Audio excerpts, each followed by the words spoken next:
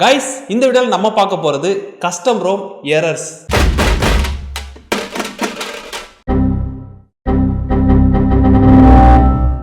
First error, MediaTek processor. என்னங்க எனக்கு ஒண்ணுமே புரியல. அதுதானப்பா எனக்கும் புரியல. யூசுவலாகவே பார்த்தீங்கன்னா மொபைல் கேட்டகரியில் அதிகமாக யூஸ் பண்ணுறது ஒன்று ஸ்னாப்ட்ராகன், இன்னொன்று மீடியாடெக். ஸ்னாப்ட்ராகன் ப்ராசர் பார்த்தீங்கன்னா ஈஸியாகவே அதுக்கு கஸ்டம் ரோம் இருக்குது. ஆனால் மீடியாடெக் அப்படின்னு வரும்போது பார்த்தீங்கன்னா இதுக்குண்டான கஸ்டம் ரோம்ஸ் பார்த்தீங்கன்னா நிறைய இருக்கவே இருக்காது. ஏதாச்சும் ஒரு சில மாடல் ஃபோனுக்கு மட்டும்தான் பார்த்தீங்கன்னா இந்த மீடியாடெக் ப்ராசர் கஸ்டம் ரோமுக்கு சப்போர்ட் பண்ணுது. உதாரணத்துக்கு பார்த்தீங்கன்னா போக்கோ M2 டிவைஸ் சப்போர்ட் பண்ணும். அந்த டிவைஸில் இருக்கிறது பார்த்தீங்கன்னா மீடியாடெக் சிப்செட் தான். மற்ற டிவைஸில் இருக்கிற மீடியாடெக் சிப்செட்லாம் பார்த்தீங்கன்னா கஸ்டம் ரோமை சப்போர்ட் பண்ணாது. ஒரு சில மீடியாடெக் சிப்செட் மட்டும்தான் பார்த்தீங்கன்னா இந்த கஸ்டம் ரோம் அப்படின்றதே சப்போர்ட் பண்ணும்.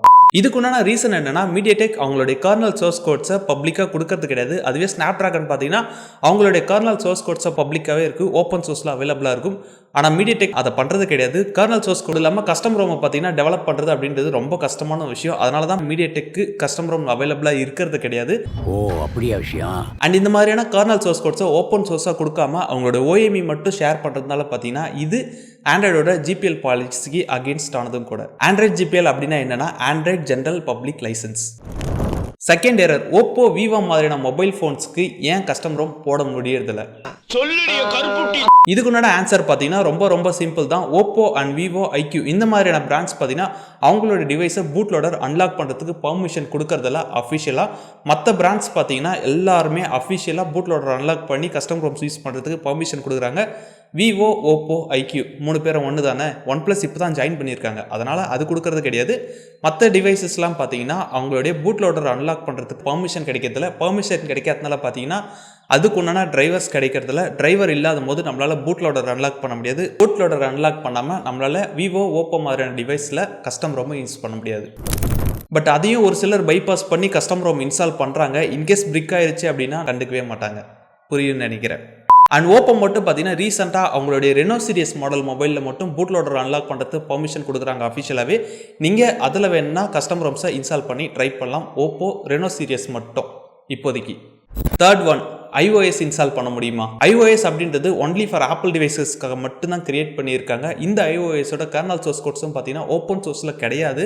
அதனால் பார்த்தீங்கன்னா ஒன் அண்ட் ஒன்லி ஆப்பிள் மட்டும்தான் அவங்களுடைய சோர்ஸ் கோட்ஸை அக்சஸ் பண்ணுவாங்க. அதனால் பார்த்தீங்கன்னா கஸ்டம் ரோம் பொறுத்த வரைக்கும் iOSக்கும் டெவலப் பண்ண முடியாது. ஆண்ட்ராய்ட்லேருந்து iOS போக முடியாது, iOSலேருந்து ஆண்ட்ராய்டுக்கும் போக முடியாது. ஃபோர்த் ஒன், இந்த கஸ்டம் ரோமை யார் டெவலப் பண்ணுறாங்க? இந்த கஸ்டம் ரோம் அப்படின்றது யாருனாலையும் டெவலப் பண்ணலாம். நீங்களும் பண்ணலாம், நான் பண்ணலாம், யாருனாலையும் பார்த்தீங்கன்னா இதை டெவலப் பண்ணலாம். ஆண்ட்ராய்டோட ஓப்பன் சோர்ஸ் ஃப்ரீயாக இருக்கிறதுனால யாருனாலையும் அந்த ஓப்பன் சோர்ஸ் கோடை டவுன்லோட் பண்ணி யாருனாலையும் கஸ்டம் ரோமை டெவலப் பண்ணலாம்.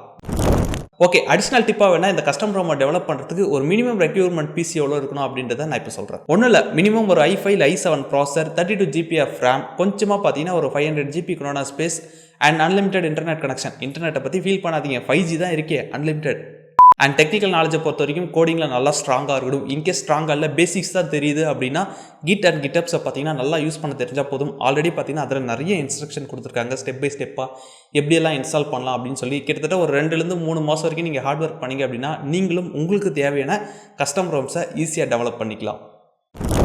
சரி, ஓகே கைஸ், இந்த வீடியோவில் கஸ்டம் ரோம் கூட இருக்கிற எரர்ஸை மட்டும் தான் பேசியிருப்போம். கஸ்டம் ரோமில் வரக்கூடிய எரர்ஸை நம்ம பேச கிடையாது. ஏன்னா ஒவ்வொரு எரர்ஸும் ஒவ்வொரு டைப்பில் வரும், ஒவ்வொரு மாதிரி நம்ம சர்ச் பண்ணி தான் போடுற மாதிரி இருக்கும். ஓகே, நிஜமாவே இந்த வீடியோ உங்களுக்கு பிடிச்சிருந்துச்சு அப்படின்னா மறக்காம ஒரு லைக் கொடுத்துருங்க. அப்படி நம்ம சேனலையும் சப்ஸ்கிரைப் பண்ணி சப்போர்ட் பண்ணுங்கள். இந்த மாதிரி நிறைய வீடியோஸ் பண்ண மோட்டிவேட்டடாக இருக்கும். அடுத்த வீடியோவில் பார்க்கலாமா? பாய்.